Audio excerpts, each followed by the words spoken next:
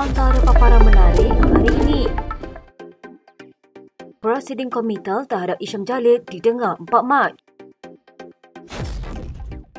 PAS sedia tegur pihak yang cuba lemahkan usaha pindah RUU 355. Mana janji nak jatuhkan Anwar di Parlimen? Permohonan Peguam Negara bagi memperoleh kebenaran Mahkamah Tinggi untuk memulakan prosiding komitel terhadap bekas ahli Majlis Kerja Tertinggi UMNO, Isham Jalil yang didakwa menghina mahkamah akan didengar pada 4 Mac ini. Timbalan Pendakwa Raya Muhammad Mustafa bin Gunyalan berkata, pada prosiding pengurusan kes di hadapan Timbalan Pendaftar Nur Azizah Jaafar, Mahkamah mengarahkan Pendakwa Raya memfailkan hujahan pada atau sebelum 29 Februari. Katanya pendengaran permohonan itu akan berlangsung di hadapan Hakim Norin Badruddin. Dalam permohonan ex parte yang difailkan pada 28 Disember tahun lepas, Peguam Negara itu turut memohon agar Mahkamah memenjara atau mengenakan hukuman denda terhadap Isham atau nama sebenarnya Izzatul Isham Abdul Jalil. Permohonan itu difailkan atas alasan Isham mengucapkan kata-kata berbentuk penghinaan kepada Mahkamah dalam temu bual Town Hall for Justice Keadilan Sebenarnya Untuk Siapa yang disiarkan di Facebook The Malaya Post pada 30 September tahun lepas.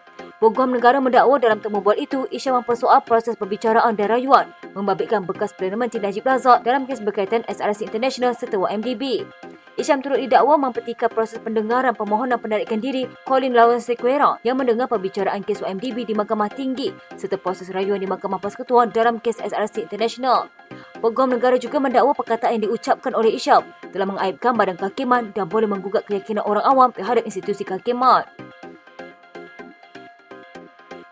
PAS memberi jaminan akan memberi sokongan terhadap langkah kerajaan meminda rang Undang-Undang Mahkamah Syariah bidang kuasa jenayah RUU 355 yang dijangka dibentangkan di Parlimen tahun ini.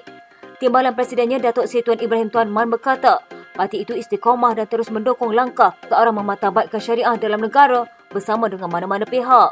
Pada masa sama, katanya PAS terus menegur mana-mana kumpulan yang bertindak melemahkannya. Katanya PAS memberi jaminan akan memberi sokongan penuh terhadap langkah kerajaan ini. Saya berharap agenda ini dapat dukungan daripada parti komponen dalam kerajaan dengan sebaiknya. Menteri di Jabatan Perdana Menteri Hal Ehwal Agama, Datuk Dr. Muhammad Naim Mokhtar dilaporkan berkata, sesi libat urus bagi meminda RUU 355 kini pada peringkat akhir dan laporannya akan dibawa ke Kabinet sebelum dijangka dibentangkan di Parlimen tahun ini. Muhammad Naim berkata sesi libat urus itu yang dikendalikan bahagian Undang-Undang Jabatan Kemajuan Islam Malaysia sudah berada pada peringkat akhir. Pada 2016, Presiden PAS dan juga Ahli Parlimen Marang, Abdul Hadi Awang mengemukakan pindaan kepada RUU 355 sebagai rang undang-undang ahli persendirian. Pindaan itu bertujuan mengenakan hukuman lebih berat bagi kesalahan syariah dengan meningkatkan had hukuman maksimum Mahkamah Syariah kepada 30 tahun penjara, denda RM100,000 dan 100 sebatang rotan. Pada masa itu, had berkenaan adalah hukuman penjara selama 3 tahun, denda RM5,000 dan 6 sebatang rotan. Mula selanjut Tuan Ibrahim dan juga Ahli Parlimen Kubang Krian berkata, usaha yang dilakukan kerajaan terdahulu patut disokong dan mendapat kelulusan di Parlimen oleh majoriti wakil rakyat. Katanya ketika PAS dalam kerajaan di antara 2020 hingga 2022, kita membawa agenda pemekasaan RUU 355 dengan kereta akhir Kerajaan Perikatan Nasional meluluskan secara dasar pada 7 Oktober 2022. RUU 355 disemak dan diluluskan Jabatan Peguam Negara. Kemuncaknya, RUU 355 sedia untuk dibentangkan di Parlimen namun terhenti akibat pembubaran Parlimen ke-14. Alhamdulillah, pindaan terhadap RUU 355 diberikan jaminan oleh Muhammad Naim yang akan dilaksanakan pada tahun ini. Tiada anggota Parlimen mengemukakan usul undi tidak percaya terhadap Perdana Menteri Datuk Seri Anwar Ibrahim dalam persidangan akan datang. Pada Disember dan Januari lalu, terdapat spekulasi hangat berkaitan usaha pembangkang untuk menjatuhkan Anwar melalui usaha yang dinamakan Langkah Dubai. Dewan Rakyat akan bersidang semula pada Isnin minggu depan, bermula dengan titah Yang di-Pertuan Agong.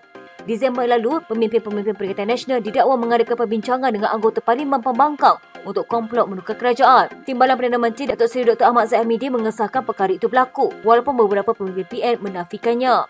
Kerajaan sekarang disokong oleh 147 anggota Parlimen, kurang satu untuk membentuk majoriti 2/3.